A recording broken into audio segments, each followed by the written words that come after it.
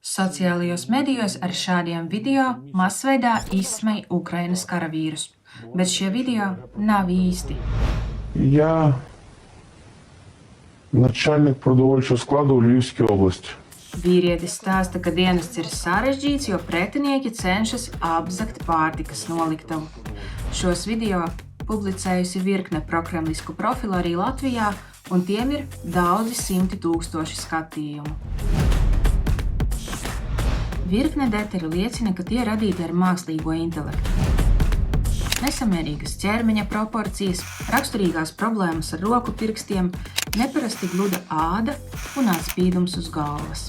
Kanālā, kas acīm redzami parodē Ukrainas televīzijas pārraidi Telemaratons, šādu video ir daudz. Neuzķeries uz Krievijas propagandas, pievērs uzmanību detaļām un informācijas avotam. Parādi šo video tiem, kam tas var noderēt, un vairāk lasi ReBaltica mājaslapā.